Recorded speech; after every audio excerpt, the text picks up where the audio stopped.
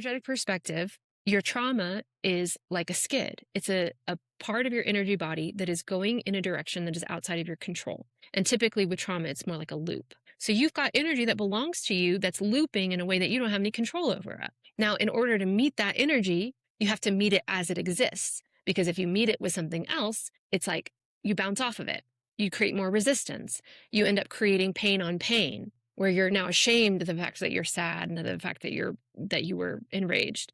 And it layers more and more protection so that that energy can keep looping in that same pattern. You want to regain control of that loop. You got to meet it as it actually lives in the body. And then, like I said, it's a course correcting. It's like, now, okay, now we got all of ourselves, all that information in alignment, in congruence with the natural state of our body.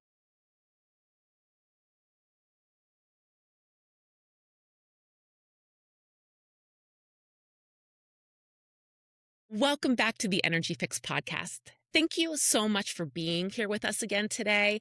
Today's conversation is going to dive deep into something that I think is very relatable to many, many, many people.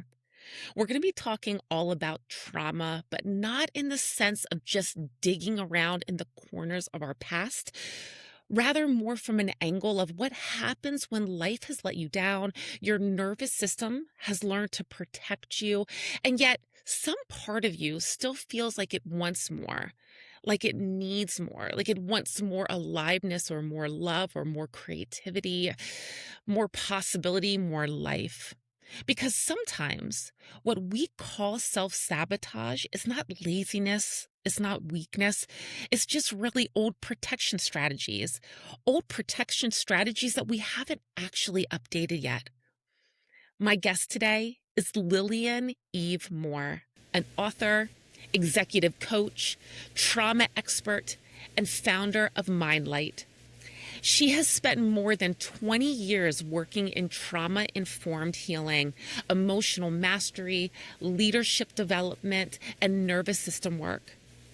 Her work has supported first responders, survivors of sexual assault, helpers, leaders, parents, and people who are ready to go beyond surviving and begin creating an exceptional life. And her book, Treasure Hunting in the Underworld, really offers a beautiful, practical framework for meeting the inner world with radical self-acceptance. We're going to be talking all about this in a deep way and expanding out in whatever feels like it needs to be called upon or come into light. All right, Lillian, thank you so much for being here today. Let's dive in. How are Thank you. you? Oh, I'm so well, and thank you so much for having me, Tansy. It's an honor to be here. Mm. Well, we're going to start just really getting into the heart and the root of this, Lillian. When someone says, I keep sabotaging myself, what are they usually misunderstanding about what is actually happening inside of themselves? Such a great question. So there's this concept called maladapted traits. It's a psychological mumbo jumbo that's talking about how we've adapted in ways that were very useful when we were children and not so useful now. What I love to teach people, though, is that these are highly developed skills.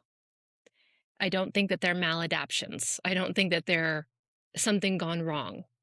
Because those skills that you develop for your survival, it's skills that you develop under pressure. They're like diamonds. They're precise. They're highly sophisticated. They're wildly intelligent. The only issue is that they're not consensual. Like, they hijack us. They take over. But when you heal and you no longer have the fear running in your system, then you can choose when and how you use those same strategies. Yeah. So can you give us an example of how you see that this shows up into people? Absolutely. I'll use myself as an example. So I had two crazy moms. One, my biological mom is schizophrenic, and my stepmom was not diagnosed, but probably would have been helpful if she had been.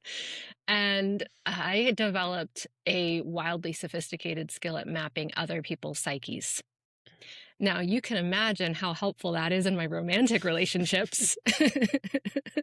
How fun it is to be, an employee in that kind of an environment where you're being psychoanalyzed, and not just psychoanalyzed, but really well psychoanalyzed. It could be weaponized when I felt under threat, but I'm also a genius at what I do. And when my fear of other people's dysfunction was resolved and I felt safer in my body, I stopped doing it involuntarily in my relationships and was able to create an outlet where it would be of great service to the world and also my own life. And what was your outlet? My practice Your with practice. yeah, with people who are Yeah. coming to me and saying, "Hey, I don't know what's going on in my psyche. Please help me."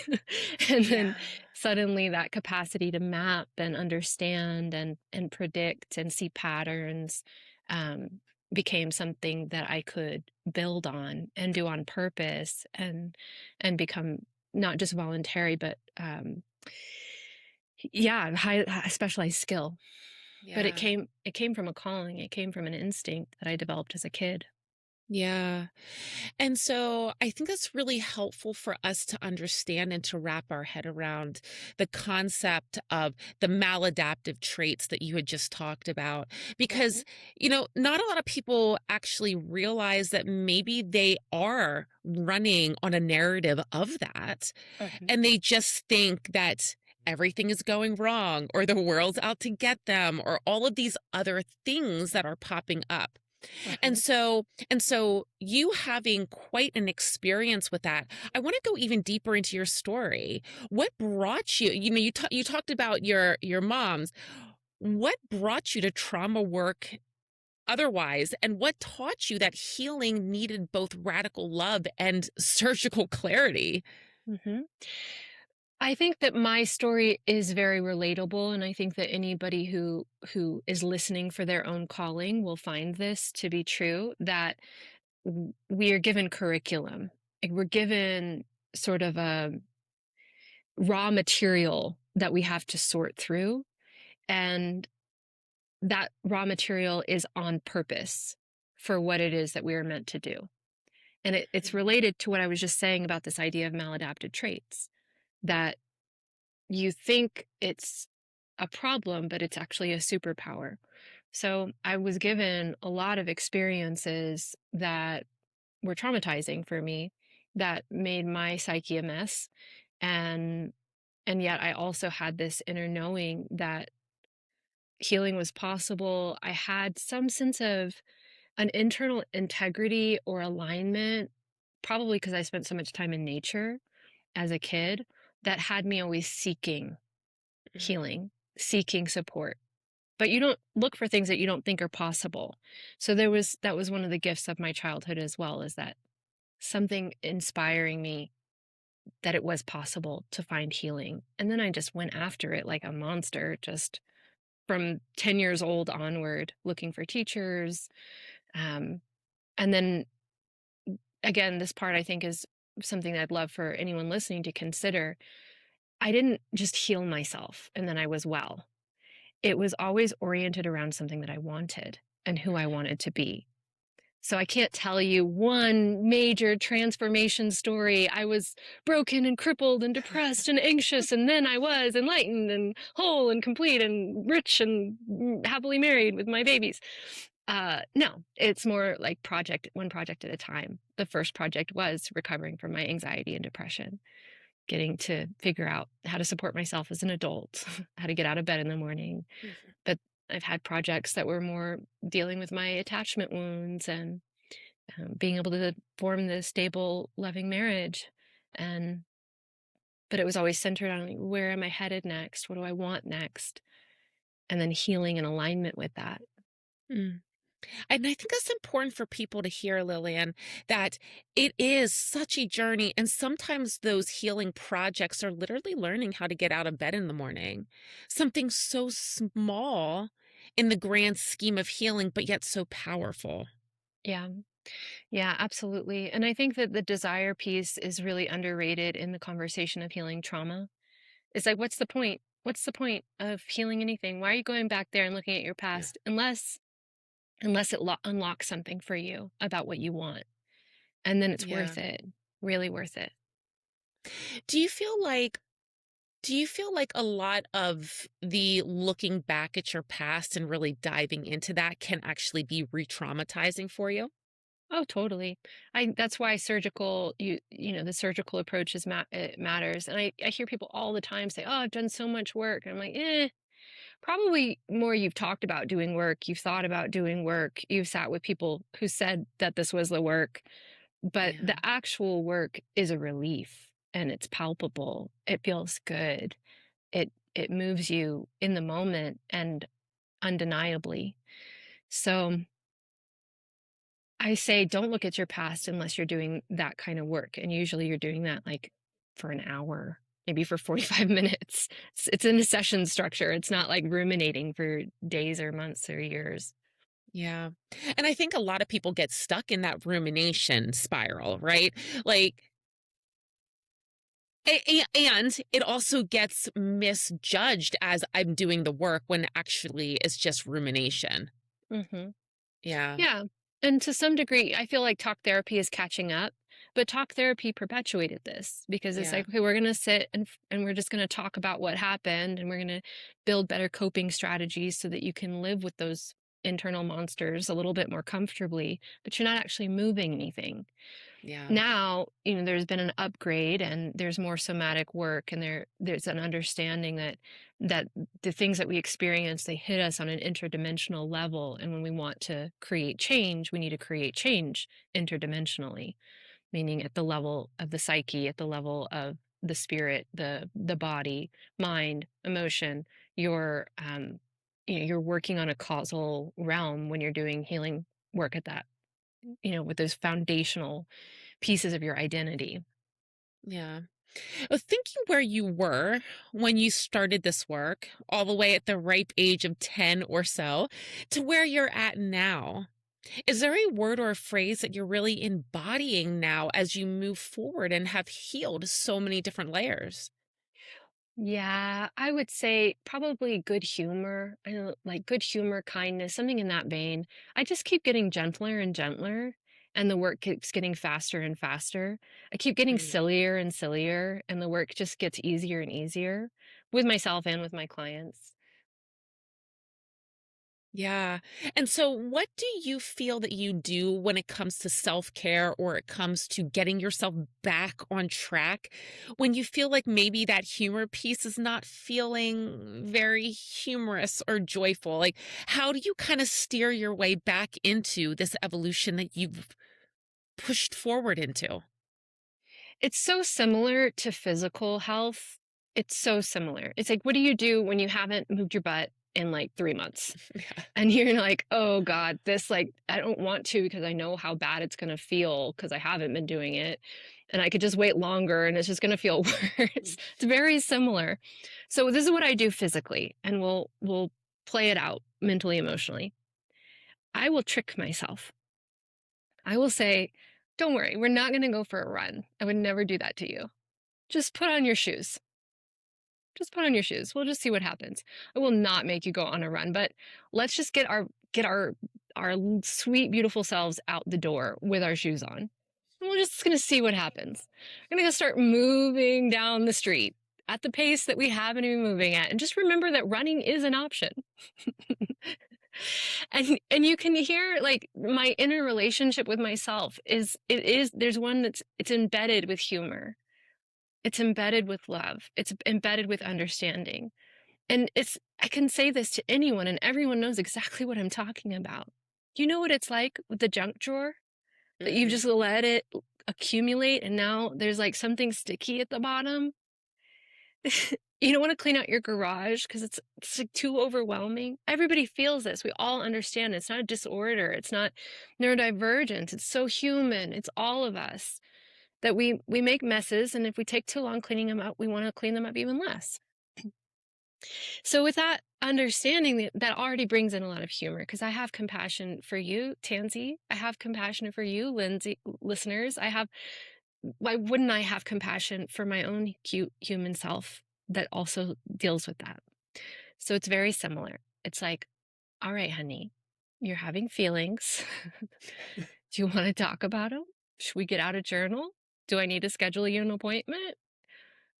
Let's go for a walk. Let's talk it out. Let's do some tapping. Maybe we'll do some breathing.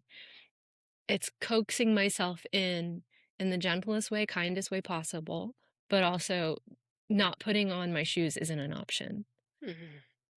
I'm not gonna let myself rot. I'm Mm. not gonna there's a bit of grit, there's a bit of knowing where my line is with myself. Knowing that line, I think that that is one of the most important things in that part of the conversation is knowing what line you're not crossing. Yeah. Well, Yeah. you gain some ground and then you don't wanna lose it. Yeah. Like, there might be dips that I can get to, but I don't go back to depression. I don't go back to panic attacks because that it's like I've gained too much ground. Now, of course, there could be a catastrophe, excuse me, catastrophe in my life. You know, we all can be humbled by life, but I'm not going to lose my knowledge of how to get out of that.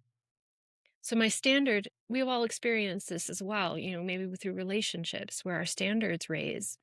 And it's not even about boundaries. It's just like, this is how reality works for me now. I can't imagine being talked to in the way that I was talked to as a child, or I can't imagine, you know, being in a kind of relationship like I was with that first relationship. We all outgrow things. Making that conscious makes a line in the sand for yourself. Yeah. Your book is called Treasure Hunting in the Underworld.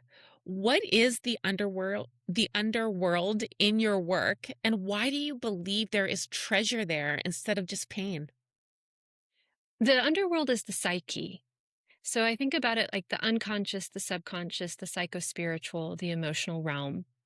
And it's it's the majority of yourself. It's like the iceberg underneath the surface of the water. So it's most of what you are is the underworld. And bringing that to light is like moving into your own home. It's it's self-possession, it's sovereignty, it's a reclamation of who you are and your identity and your life. And in the beginning of our conversation, we talked about choice, that the difference between self-sabotage and specialized skill is choice, that it's not reactionary, it's not a compulsion. So reactions and compulsions happen because we don't have insight into our own underworld. And then those reactions and compulsions become treasure that we can use in our life when we know what they are, we know how they work, we know what drives them and how to utilize them in a good way. Mm. So, how do you bring the unconscious into the light without reliving every painful story every single time? Yeah, really, really good question. So, first of all, I don't recommend that everyone with all kinds of trauma do their deepest trauma work alone. It can be very, very valuable and sometimes necessary to have an anchor that can Yeah. hold well being for you. That being said, first thing is establishing well being internally. So, knowing how to feel good on purpose, knowing how to have that kind inner voice, and practicing it outside of the context of trauma work so that the only time that you're talking to yourself is when you're trying to fix yourself. The Mm. only time you're in relationship with yourself is when you're trying to be better than you were or trying to get yourself to do something. Then what kind of relationship do you expect to have? What kind of safety? Yeah. I have a something that I say to myself when I fill the water filter, like when the water filter is full Yeah. and I go and I just pour like clean drinking water in. I have a Berkey and I'm like, ah, somebody who loves me filled this. Who loves me? Who filled it? Who is it that bought this car that I like? Who is it that made this money that feeds my family? Who is it that got my beautiful self to Colombia to sit in this chair and have this lovely conversation? Somebody who cares deeply about me and my life got me here to this conversation. Yeah. So this is a conversation that if we cultivate, then we have internal safety. We've got a friend that we are much more willing to tell our secrets to share our pain with, and we know it's going to be productive versus we have somebody in our psyche, in our own head, that when we share something, they go, "Ooh, that's ugly." It's a lot. It's like that's not it. So that's the first thing. You have a basis of safety internally. Mm. And then the second piece is that we want to be systematic. So we want to approach things from the outside, from that place of well being, in a digestible pace. We say slow is gentle, gentle is fast. So we have different guardians, gates, anybody who's done parts work. Even when we're talking about coping strategies, there's ways that the psyche protects itself from itself. And this is why we have parts of our psyche that are unknown to us that can sort of drive us into walls.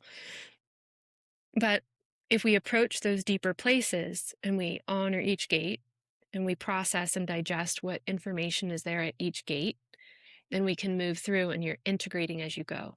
It's very much like digesting food. We need to digest our experiences, digest the things that have happened to us, digest our own emotions. And then we get Mm. to be wise and compassionate and generous and funny. So you talked about the basis of safety. You need to have a basis of safety to really be able to step into this. And so as you said that, I started thinking, well, what if somebody is coming to the table and they have a very dysregulated nervous system right off the bat, that Mhm, that level of safety does not feel easily accessed? mhm. Is it healthy or safe to really start addressing trauma when the nervous system is so dysregulated, or do you need to do something else first before stepping in to start to address that trauma? Because I feel like it's a big cycle, right? Like the trauma can make you feel dysregulated and vice versa. Yeah, but it doesn't have to be like years of regulating yourself. It can be 2 Right. minutes of regulating yourself. You can get to a level of regulation that would enable you to process a sideways emotion in a few breaths because our basis is one of well-being. And even when we're dysregulated, we're still mostly regulated. I mean, regulation is that you are digesting your food. And I love that you talk about gut health because we know that emotional well-being and digesting your food actually are related. But you don't even, you can't even, your brain would just pop off your head if you could really understand how many things are going right in your body at any given time. You're mostly working very well. Even if you're even if you're not well, even if you don't feel good right now, even if you're dealing with chronic illness, you're still mostly functioning very well on a planet that's mostly functioning really well. So you got that to be pulling from. You've got a, God unit, whatever you want to call it. Just even if you just worship the amazing ecosystem that we're all a part of, you you can clearly see there's an organization of things. There's just beyond comprehension. Things are going well. Things are working so well. So that's always accessible. Yeah. Always. It's why the breath regulates the way the breath regulates. Because right there, me breathing in, what I'm surrounded by is exactly what I need in my lungs that is brought in by a thing that I don't even have to think about doing. What is that about? That's regulation. That's well being. Yeah. And so maybe you just answered this, but is there a favorite practice or tool that you like using for quick regulation? I think walking is just about the best thing Mm. you can do for your nervous system, but good to have like a lot of tricks on up your sleeve for maintaining regulation. When I'm doing very deep trauma work, we do a lot of tapping. We do tapping, we do shaking. That's kind of our go-to, and we remind about the breath, the quality of the breath, because when you breathe like you're safe, your body believes that you're safe. Yeah. You got bilateral communication, which is like EMDR. You've got your breath working for you. I mean, it just does a lot of things. Yeah. Walking and shaking are two of my favorite tools too. Mhm. Yeah. Great. Yeah. And as well, walking, you're also out into nature, and nature can have such a calming effect. The fresh air and the sunshine is helping to detoxify the system and balance everything out. There's a lot going on there. Yeah. Yes, ma'am. N- Now, Lillian, a lot of people think trauma healing really means that you have to go back and unpack everything. Do you find that there's times when that is quite helpful versus when it's not so helpful and maybe need to be looked at with a different perspective or a different lens? So I don't, that's not exactly where I would draw the line. I think first question is, what do you want? Mm, And if you're in a place where you're carrying an amount of undigested experiences, which we call trauma, if you're carrying so much of that that you're not able to regulate, you're not able to find stability for yourself in a consistent way, it keeps coming up, it keeps coming up, and all you can really imagine wanting is just peace, it's a good idea to go ahead and do a sweep, do a proper sweep. Now, this isn't a going and dissecting. This isn't a going and talking about forever. This isn't a going and understanding. It's about rewriting your past, actually creating resolution in the body so the body does no longer registers that as relevant information, where you're no longer, that's not going to come up because that's not the important, you got updated information about that experience. And I highly encourage people to do that, especially if they're dealing with chronic illness, but they're in a stable enough place to do that level of work. We call them trauma sweeps. Highly mm, recommend. Then I like to orient around desire. So you want to make more money? Then it's a good idea to look, what experiences am I identifying with from my past that say I can't, that say I am unworthy of, that say that's not possible for me, that say that that would be wrong or bad for me to do or have or be, and clearing along the line. We call it a trauma train. It's like when you have, you're left at the grocery store when you're 4 years old, and then your clique of friends ditches you when you're in middle school, and then your first boyfriend abandons you, and then maybe, a grandparent dies when you're in your 20s and you're broke and you don't have anyone in your life. You have these sort of sequences of events that sort of hammer in the same lesson. Maybe that you're, you know, unworthy of something, or that people are going to leave you, or whatever it is. Clearing along those lines can create radical freedom in terms of how you can relate to yourself and who you believe you can be. yeah. Well, the trauma that you're talking about, I mean, these emotions, the grief and the desire and all of these things that pop up around trauma, they're really just beautiful bits of information to give Mhm. us ideas of how to better move forward and to heal, right? I love that. Yes. Hmm. Yeah. Can you explain that a little bit deeper? Can we go a little deeper into that and what that means, what these inner experiences are trying to tell us? Yeah. So this is a delicate one, because if you're like, you've got red hot trauma that's hard to touch and scary to touch, and there is such an important moment in people's process of being able to look back at something and say, that was not okay, that was wrong. We don't have to build a house there. We're not going to live our whole lives from that perspective, but that moment has therapeutic value that should not be skipped. And a lot of times we want to skip to the part where we have higher perspective and we have Yeah. like, oh, like I see the meaning and the wisdom and compassion for everyone and love and light and whatever. But that moment where you say, no, that was not okay. That was not okay for a 3-year-old to experience. It is corrective. It adjusts your compass around what is right and what is wrong for you.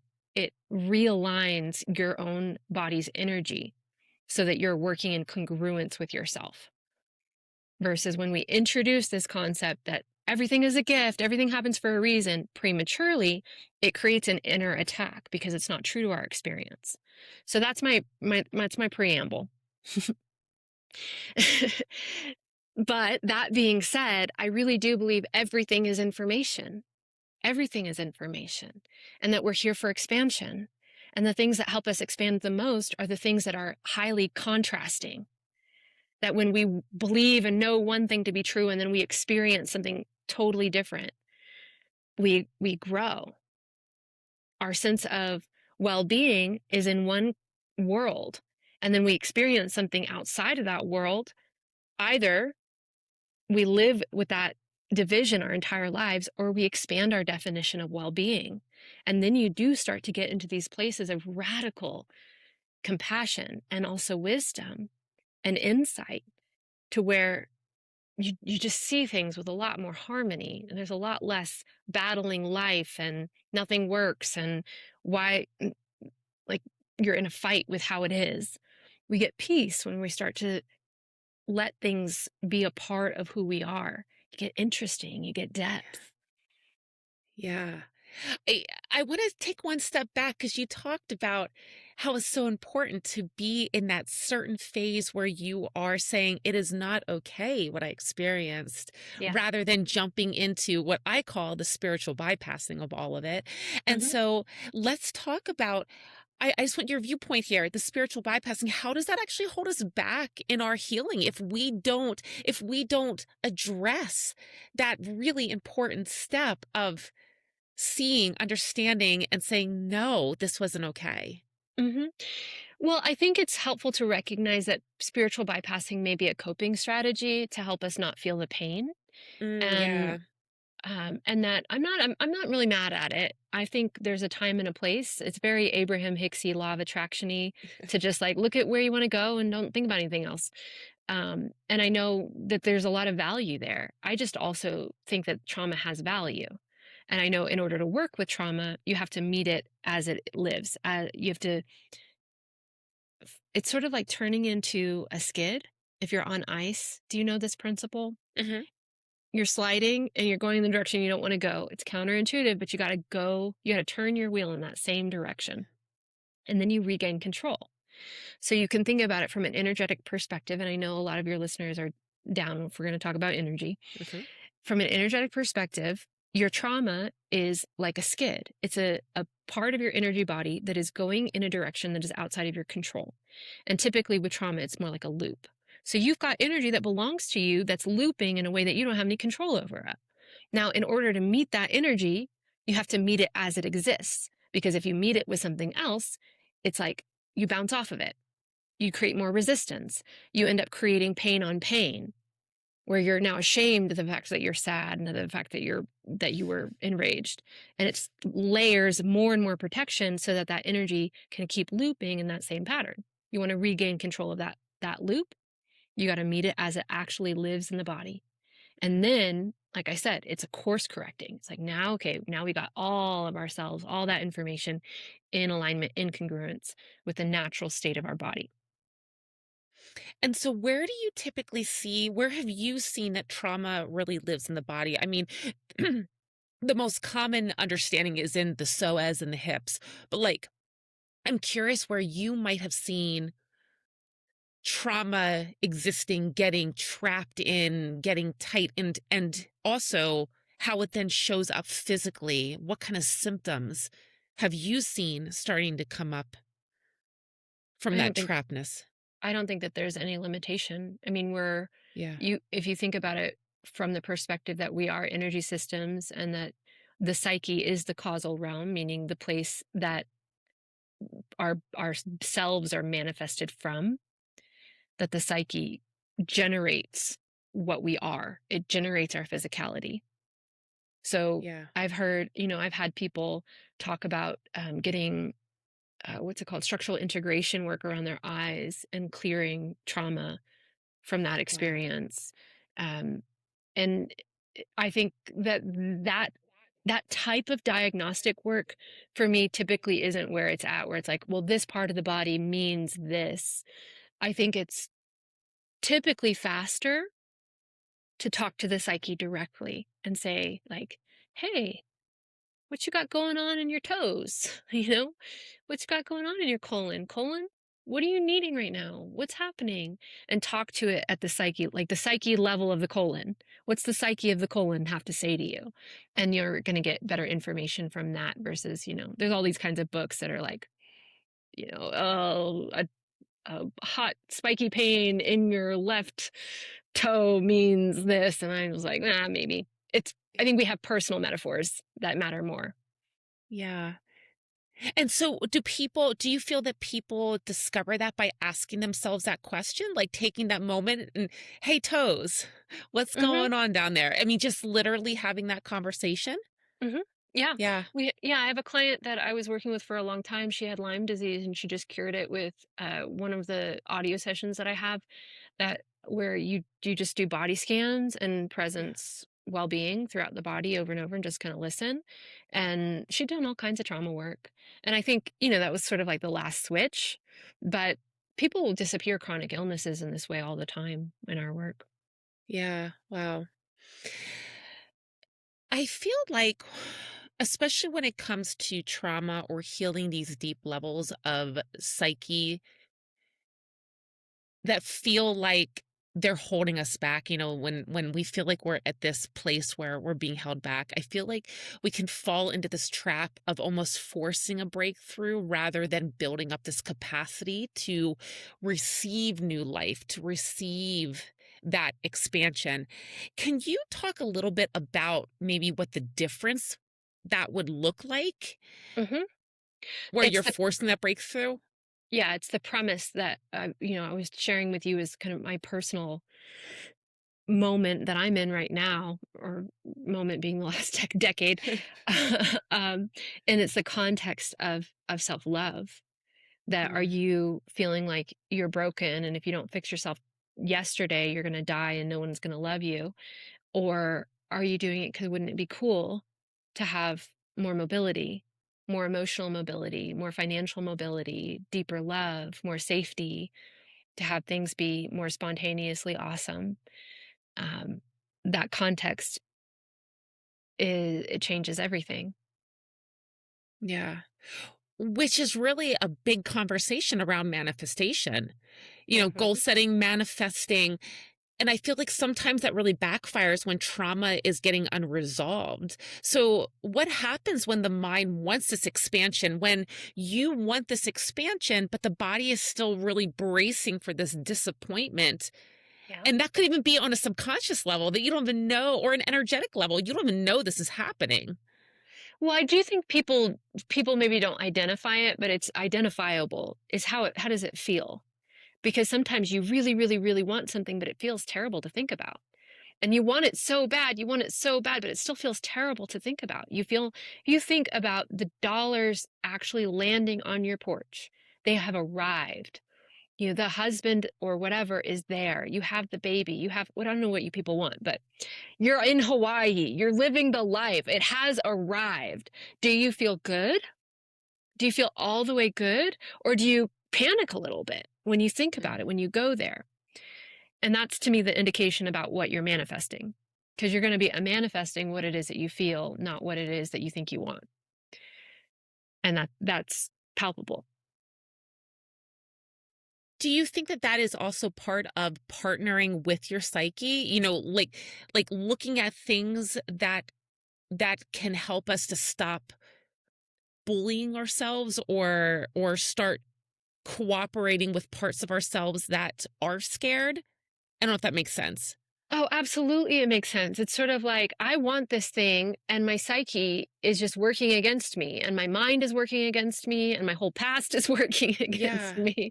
And it's sort of like, how do I get you to behave yourself so I can have the life that I want? And it's a bit of an abusive conversation, but how could we not feel that way when we want all these beautiful things and we keep messing it up or not taking action or not having the confidence? We've we've lost our trust in ourselves. We've earned our mistrust in ourselves. It's gone both ways. It's very cute and all to talk about how, oh yeah, like, can you imagine being in a relationship with me and me psychoanalyzing? Actually, imagine that. It's not cute. It's dangerous. It's mean. It's violent. It's abusive. I was abusive. You date me as a 22-year-old? You barely get out of there alive. Not cute. Not cute. So I would be right to want to cage my psyche. I would be right to want to banish her, banish my own mind. And this is, I know we all experience this. We experience betrayal at our own hands, but the conscious aspect has to go first in rebuilding the relationship. Mm, There's no other way. yeah. Do you think that this is an identity issue? Who you're identifying with? Mhm. Yes. I like this. So we talk about trauma and identifying with trauma. Like, this conversation about having to go back and resort through things, a lot of that is about identification. So Uh, you're going back and you're retelling the story of your life to validate and back up how you feel and who you be. So it all makes sense. And all that does is just practice and reinforce an old identity. Like, oh yeah, that makes sense why I am the way that I am. I must really be the way that I am. That really did happen, and this is who I really am. And it all matchy cycles through our sense of reality to become very firmly established. And to step out of that is takes radical courage. But that's how we do, people are into this whole like timeline shifting, uh-huh. quantum leaping. I don't know. It's like the Yeah. thing that people are into. I'm into Yeah. it. Yeah. Me That too. that Me too. that's how you do it. That's how you do it. Is that you abandon that you have any idea who or what you are. You clean up what's actually present in your body now. And if you need stories to help access it, that can be very helpful. But you don't believe in the story. The story is an access point. And then you start Mm, telling different stories once there's space to do so. Once it's not a violation to tell a different story, as soon as it's not a violation to tell a different story, you start telling a different story. And that So, different story has a new identity. yeah. So is that the point when you start to tell the different story? Is that the actual point then of when you are shifting the timeline? Or is there other ways that you do that timeline jump? Well, you're doing it the whole time because we're talking about rewriting the past. So as soon as you are rewriting the past, you are a different self. You're in a different Yeah. reality. I have a different childhood today than I had 2 decades ago. I mean that with every fiber of my being. My past is different. Mm. If you take a minute with that one, my past is different. Don't we all believe that we have what we have because of our past? We made this change, we made this change, we were given this opportunity, we did this with that opportunity, we're taught this, and now today is the final product of our past. But if we can change our past, what can't we change? What can't we change? But how we change our past, and this is why I keep talking about desire and knowing what you want, we change our past in accordance, in agreement with what it is that we want, Mm. so that our past supports who we want to be, supports what we want to create in the world. How hard do you find it? And I guess this is more of you could answer this from your own perspective, but I'm curious, even with people that you work with, how hard do you see it that people experience this challenge to actually choose a new identity, to have that courage to step into that, because that can be really scary to let go of all of these things that they've identified with for so long. And now all of a sudden you're this new person and you're rewriting your past. Yeah, so there's three components. And because they fit together, they support expedience. They support it being fast. The first component is the trauma work, and when you change your past, a lot of the stuff changes automatically. And people Mm, don't always go into the trauma work to change timelines, to quantum leap, to change identity. They just want relief from pain. And so that's an easy buy-in. It's like, I don't want to be stressed about this anymore. I don't want to wake up with nightmares. I don't want to have flashbacks. I want to be able to sleep through the night, that's the motivation. And then with that comes so much more liberty than they were expecting, that they start wanting something different. They're able to mm, desire beyond who they could desire. The person that they were could only desire, but who they are now can desire, wow. And so now we've got a motivating force. We call this creative tension, where there's a desire that is pulling you forward. And I believe that this is actually part of the soul that's already there, that's like a tug, very similar to trauma. Like trauma can tug you backwards, a desire can tug you forward. When you collect both, expansion, anything's possible. So the third component that I think is helpful to look at, it has to it has to do with gratification. It has to do with like, just what do you like about how crappy it is right now? What feels good about it? and to own up to that in a way that's not shaming or disregarding. Like, yeah, you want to eat that cookie. You don't want to run. Cookie good, run bad. I feel you. Yes, I agree. I don't know who could argue with that.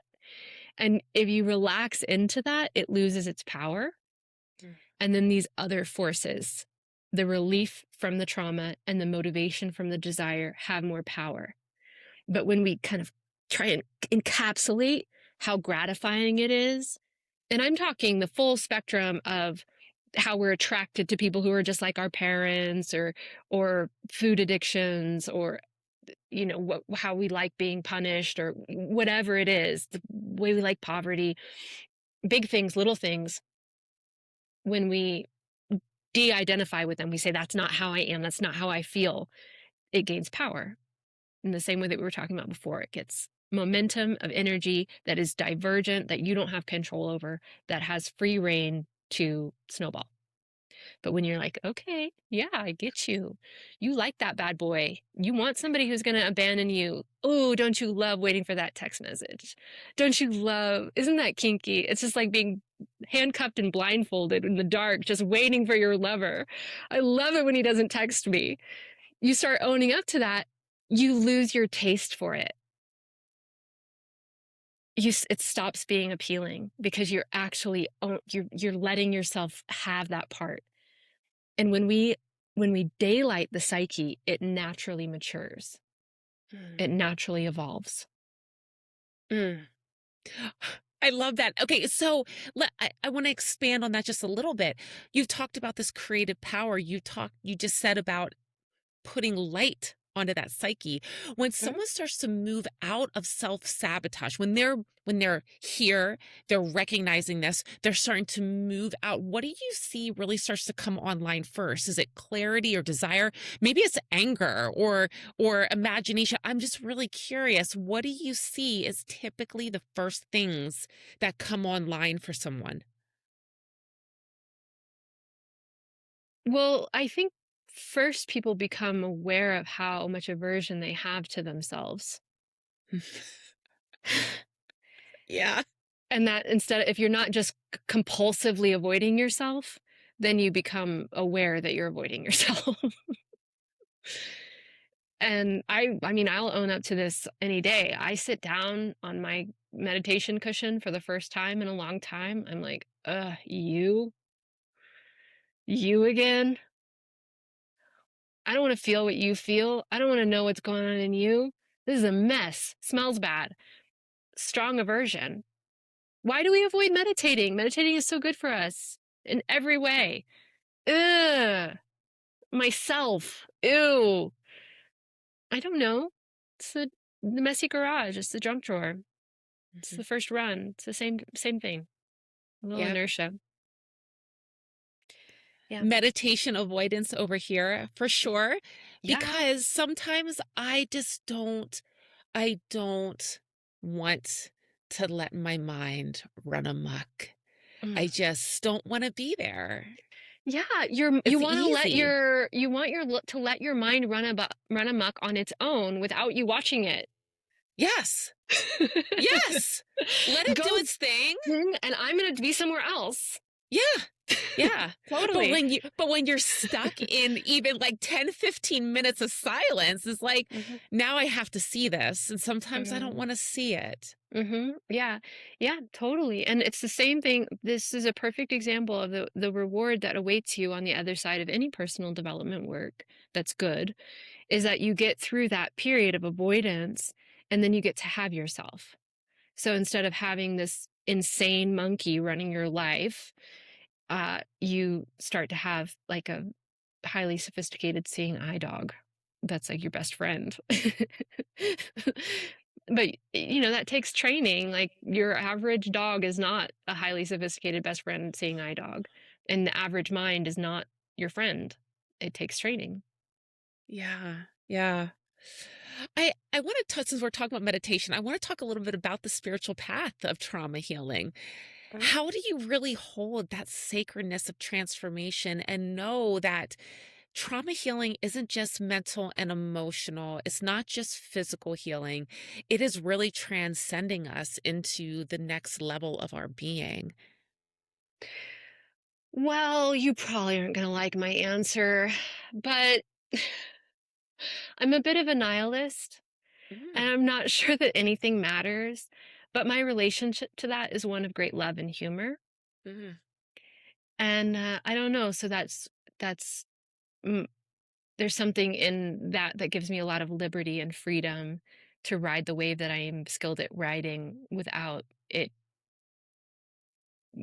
needing to be more than that. Yeah. So just knowing you are totally fine just knowing that whatever level of healing of the trauma that you're doing is going to heal you on whatever level it's meant to heal you. No, I'm strategic and I'm surgical and I look at what's done and not done. And I'm very Okay. results oriented. But I find that deeply gratifying. Like, Mm. cool, look what we just did. It only took us 15 minutes. Look at all these jokers saying that this is going to take eight, Yeah. 18 EMDR sessions for this. We're going to have to relive every single smell and sound and everything. And we just knocked it out in 15 minutes. That's gratifying. That's cool. And I think part of my nihilism and part of my like light humor with it all is because it's actually really, really easy. Let's broadcast this piece to the world. All of you repeat this as a mantra to everyone you meet. Everything is healable and it's not that hard and it doesn't take that long.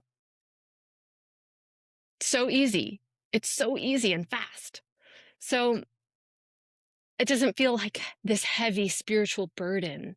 Mm. It feels like, I don't know, I guess how a mechanic feels about changing oil. Like, you should do it. You should change the oil of your car.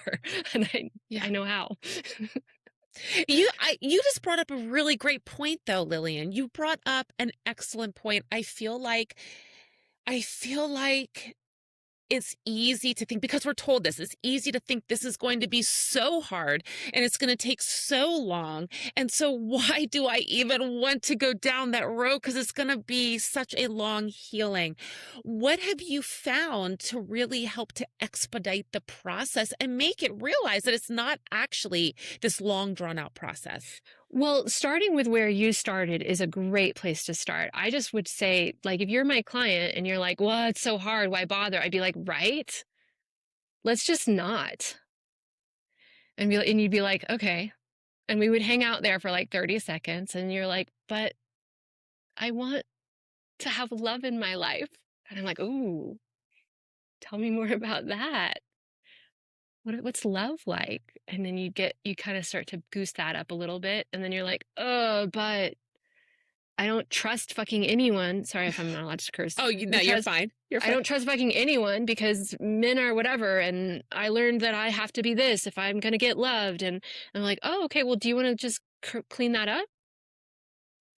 And then it's like, yeah, I do. And now we have the light of this inspiration of something that you want and that you care about to carry in. There's something there's an alignment that's already present for you because you want love. How do you even know what love is to want it? You do, though. Somehow you do, because some part of you has it. Some part of you is already more intimate and more identified with that relationship and that love than with the trauma. And when you're in that position, it's just work. There's things that you do that are way less pleasant work for a lot less gain than having the love of your life come in and, sex you good. Well, and I think too, like on this whole concept, I mean, I think that a lot of people struggle with being able to access what they know is love or what love actually feels like because there's so many layers that have covered over top. It's like it's hard to Totally. access that. Totally. So right now, you and I, because I'm talking to you, and you have an availability for something very good. Yeah. You're ready for it. Like you're Yeah. ready for good things. So I'm speaking to your scope. But somebody else's scope might be sleeping through the night. They're like, Mm. I don't want to do trauma work. I just want to be able to sleep through the night. I'm like, oh, sleep through the night. What's sleep through the night like? Oh, it's like peace. It's like being well rested. It's like feeling good in my body. And like that may be the most that they can imagine for themselves. And maybe that is even a stretch.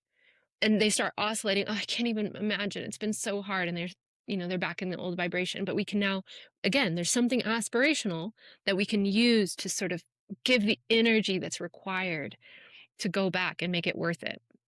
So that's one thing. There's a lot of different things I'm demonstrating in this. One is the no resistance. Two is the well-being, but sort of amped up in a way that is emotionally significant. Emotional significance is like the only thing that the brain cares about.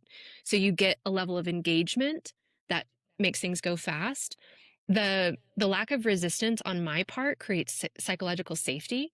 So if I'm not fighting you and I'm saying like it's totally fine with me if you want to be like a lazy bum, that sounds great. Like just eat potato chips and be traumatized. Sounds good. I can get behind that. Then there's a degree of trust where I'm not criminalizing them, I'm not punishing them, I'm not shaming them. It's radically different. Again, emotionally significant. So the brain is coming online and exposing itself in a way that it wouldn't otherwise because of the level of safety and non-resistance and then inspiration and emotional significance.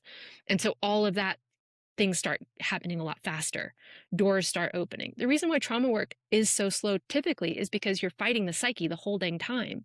You're like, I don't like this, but I'm going to do it anyways. And it's like eking in a little bit of healing, loving medicine that you can barely squeeze in between the resistance. It's mostly just fighting. That's why people love parts work, because they're like way more interested in the part that's fighting the process than they are with the part that's engaged and interested and wants the progress. Yeah. Oh, I want to shift the conversation just a little bit because I feel like this will resonate with a lot of people. The concept of intuition. Intuition is such a powerful piece when it comes to healing, but trauma can really distort some of those signals I have found. And so I'm curious, how do you help someone tell the difference between intuition, fear, fantasy, or just a nervous system alarm that's going off? Hmm. Yeah, I like that you brought in fantasy as well, because that's an important distinction. It's a survival emotion, just like fear is. So, first, yeses are more important than nos. Yeses give you better information. Nos require unpacking. So, when your system says, scary, bad, that's not a reason to not do something. That's a reason to slow down, to look, to understand. But when you have a yes for something, it feels like a clear yes that you can hold in your body. That's good information to move forward with, to make decisions off of. Now, usually a yes that's more of like a fantasy, you can't hold it in your body. It's like you have to leave your body to go there. You have to pretend reality is different in order to feel it. If you can feel it right now, I love this when people are talking about manifesting money. There's this like kind of wonky idea that you should act as if. I love this idea, and it's very real and good magic, good medicine. But it's a misunderstanding, because you don't act as if you have $1 million and then go spend $1 million that you don't have. That's not the move. You act as if you are a millionaire that has the $2 that you actually have. So this is what I mean by you have the feeling in the reality that you're in today. And that feeling will propel you to a new reality. So that's intuition. That's something that you can act on. Yeah. Yeah. And so, are you able to use your intuition to actually heal the trauma? So I consider desire to be intuition. Mm. So that's it. And then, I mean, if we just go back to what I said about yeses and nos. So the yeses I'm getting are things that I'm going to act on, and I will actively pursue what is in my psyche based off of what I want. So if I know that I'm taking my business to another level, and I know since I don't have it yet, my psyche is creating something different. So I'm going to treasure hunt on that. I'm going to treasure hunt where are the goods that are having me be here instead of there. I'm going to hunt on that way based off of what I want. But then also the psyche will present no's. The psyche will say, oh, that's too high. You can't charge that. And then I get to slow down and unpack it. Is that integrity? Is that in alignment with my values? I always like to use those three gates. Is it absolutely true? Is it kind? Is it useful? And I edit my beliefs according to that. So that's how I would use a no. Sometimes the no is more about just emotional charge, and that's just undigested emotions. And so that, again, that causes pause. I'm going to digest that emotion. I'm going to breathe, maybe tap, work through my feeling on it. And then with the freedom, see where the yes is now. When someone reads Treasure Hunting in the Underworld and only takes one practice into their week, what would you want them to try first? A kind inner voice. I like that. Yeah, it's really the only one that matters. Yeah. Oh, I like Everything that. else, everything else can happen pretty naturally. Mm. This has been a great conversation. Now, before we get into the logistics of where people can find you and get their hands onto your book, let's do just a few rapid fire questions just to dig deep into what Lillian would do. Are you ready for those? Let's go. All right. Question number one. What is one emotion that you think gets a bad reputation but carries incredible wisdom? Anger. And why is that? Because anger is corrective. Anger is course changing. Anger helps us define desires. Anger has a lot of energy and power, and it's one that good people don't indulge in. Kind people are taught to keep that under a lid, so we transfer it into another emotion very quickly instead of using it for what it has to give us. It's true. Very true. All right. Question number two. What is one sentence that you say to yourself when an old pattern tries to come in and take the wheel? Huh. Is that a sentence? Sure. Yeah, it's kind of like, huh, look at that. Look at that again. How about that? I'm very enlightened, Tansy. If we've learned nothing else. I love it. Sometimes the most enlightened questions are the most simplistic grunts and groans of them all. So, yes, it works. All right, last question.